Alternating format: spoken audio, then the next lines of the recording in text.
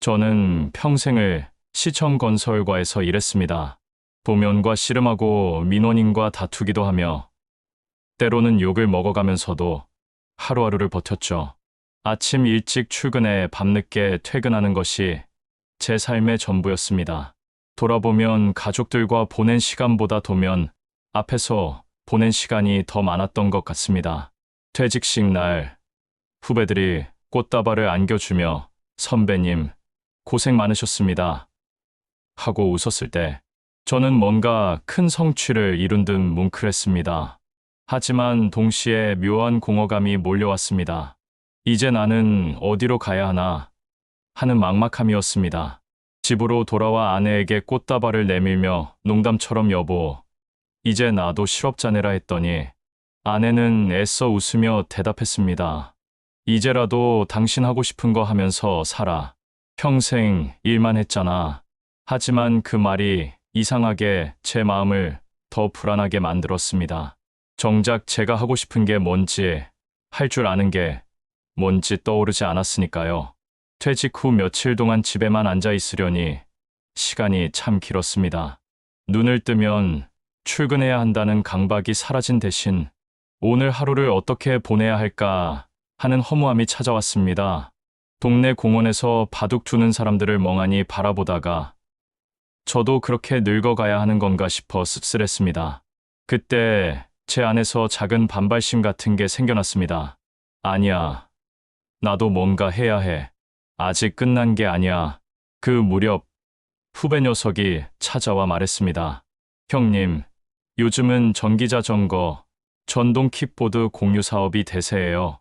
앱만 깔면 대여하고 반납은 어디서든 가능하고 이게 미래 모빌리티라니까요. 퇴직금으로 시작하면 금방 자리 잡습니다. 그 말이 제 머릿속에 깊이 박혔습니다. 저는 그날 밤 늦게까지 휴대폰으로 관련 뉴스를 찾아봤습니다. 친환경 이동수단, 공유경제, 미래산업이라는 단어가 수없이 등장했습니다. 제 마음은 점점 끌렸습니다. 은퇴 후에도 시대의 흐름에 맞는 뭔가를 하고 싶다는 욕망이 솟아올랐습니다. 후배가 소개해준 설명회에 직접 가봤습니다. 강당에 앉아 있는데 젊은 강사가 PPT 화면을 띄우며 힘주어 말했습니다. 친환경, 공유경제, 미래 이동수단, 이 세 단어가 앞으로 10년을 먹여 살릴 겁니다. 지금 뛰어드는 분들이야말로 진짜 선구자입니다. 그 말이 제 가슴을 후벼 팠습니다. 저는 마치 다시 젊어진 듯 가슴이 뛰었습니다. 맞아. 이제는 이런 걸 해야 하는 시대야. 내가 퇴직금만 굴리면 제2의 인생이 열리겠구나. 저는 대출까지 끌어와 전기자전거 30대, 킥보드 20대를 구입했습니다. 앱 개발도 외주로 맡겼습니다. 대학가와 오피스텔이 많은 동네를 중심으로 거점을 마련하니 그림이 그럴듯했습니다. 창고에 줄지어 선 자전거들을 보며 가슴이 벅찼습니다. 드디어 첫날 앱을 통해 대여 현황이 찍히는 순간 제 손이 덜덜 떨렸습니다. 50만 원 가까운 매출이 하루 만에 찍힌 겁니다. 평생 월급쟁이로 살다 처음으로 내가 주인이 되어 돈을 번다는 실감이 났습니다. 아내에게 휴대폰을 보여주며 자랑했습니다. 봐, 여보. 내가 옳았지. 우리 노후는 이제 걱정 없어. 그날 저녁 집안 공기가 달라졌습니다. 저도, 아내도, 심지어 자식들까지 웃음이 가득했습니다. 며칠 동안은 정말 좋았습니다. 지나가던 대학생들이 제 킥보드를 타며 웃음을 터뜨리는 걸 보며 흐뭇했습니다. 회사원들이 퇴근길에 자전거를 몰며 시원한 바람을 맞는 모습도 뿌듯했습니다. 저는 스스로에게 말했습니다. 드디어 나도 인생 2막을 열었구나. 퇴직 후 이렇게 당당할 수 있다니 정말 잘한 선택이야. 하지만 좋았던 시절은 오래가지 않았습니다. 첫 달이 지나자마자 현실의 벽이 제 앞에 세워졌습니다. 자전거와 킥보드는 하루가 멀다 하고 파손됐습니다. 체인이 끊어지고 바퀴가 찌그러지고 배터리는 도둑맞기 일쑤였습니다. 술 취한 사람들이 킥보드를 강물에 던져버린 적도 있었습니다. 수리업체에 맡기니 한 대당 수십만 원씩 들어갔습니다. 벌어들이는 돈보다 지출이 더 많아지기 시작했습니다. 게다가 경찰서에서 전화가 걸려왔습니다. 사장님 소유로 등록된 킥보드가 사고를 냈습니다. 심장이 철렁 내려앉았습니다. 달려가 보니 한 대학생이 킥보드를 타다 보도에서 행인을 치어 갈비뼈가 부러졌다고 했습니다. 피해자 가족은 저를 향해 이게 다 당신 책임 아니냐며 고성을 질렀습니다. 결국 저는 합의금 수백만 원을 물어줘야 했습니다. 그 뒤로는 하루하루가 불안했습니다. 밤마다 앱을 열어 위치 추적을 확인했고 새벽에도 길거리를 돌아다니며 자전거를 찾아 헤맸습니다. 예전엔 건설 현장에서 밤샘 근무도 많이 했지만 이렇게 모멸감에 찌든 밤은 처음이었습니다.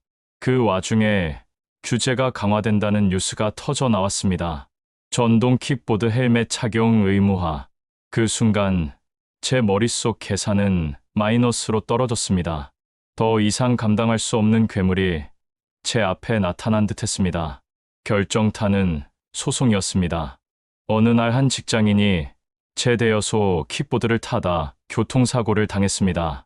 상대 차량과 충돌해 크게 다쳤는데 변호사가 제게 책임을 물었습니다. 관리 부실, 안전점검 미흡, 보험 미가입. 이건 피고인의 명백한 과시입니다. 저는 법정에 서게 되었습니다. 판사 앞에서 떨리는 목소리로 억울함을 호소했습니다. 제가 일부 책임은 인정합니다만 모든 잘못은 아닙니다. 안전점검도 나름대로 했습니다. 하지만 법정은 냉정했습니다. 판결문이 낭독되는 순간 제 다리가 풀렸습니다. 수천만 원 배상. 그 단어가 제 귀에 메아리 쳤습니다. 집에 돌아와 아내에게 그 말을 전하자 아내는 바닥에 주저앉아 얼굴을 두 손으로 가리고 울었습니다.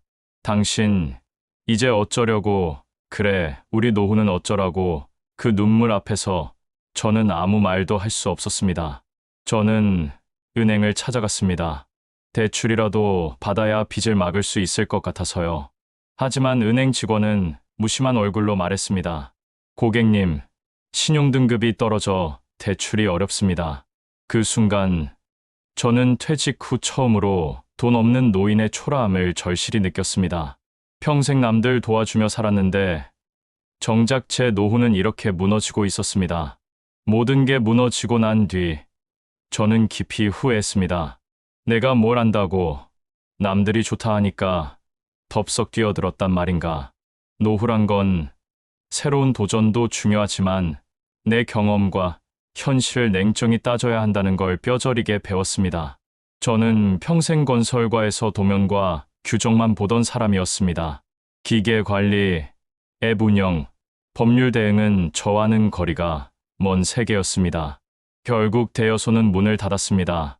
남은 자전거와 킥보드는 고철로 팔려나갔습니다. 제 꿈은 그렇게 한 줌 재가 되어 사라졌습니다. 망하고 나서 저는 내 인생은 이제 끝났구나 생각했습니다. 하지만 어느 날 동네 구청에서 연락이 왔습니다. 환경미화 인력이 필요하다는 안내였습니다. 처음엔 자존심이 상했습니다.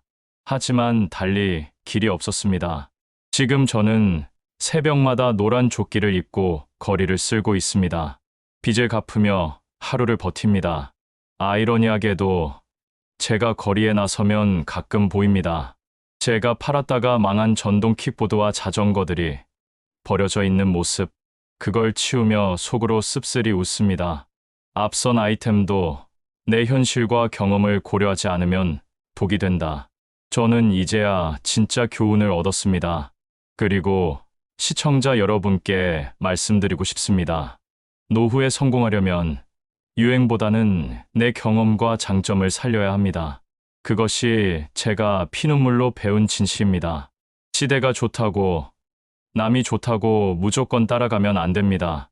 내 나이, 내 상황, 내 경험을 냉정히 따져보고 움직여야 합니다. 그렇지 않으면 미래 아이템이 아니라 미래 독이 됩니다. 망했어도 인생이란 다시 이렇게 발버둥 치며 살아갑니다. 여러분, 인생은 늘 뜻대로 되지 않지만 끝까지 버티는 그 발버둥이 결국 또 다른 길을 열어주는 법이죠. 혹시 지금 힘든 시간을 지나고 계신가요? 그렇다면 제 이야기가 작은 위로가 되길 바랍니다. 오늘의 사연이 마음에 닿았다면 구독과 좋아요, 알림 설정 부탁드립니다. 여러분의 응원 한 번이 저 같은 사람에게 큰 힘이 됩니다.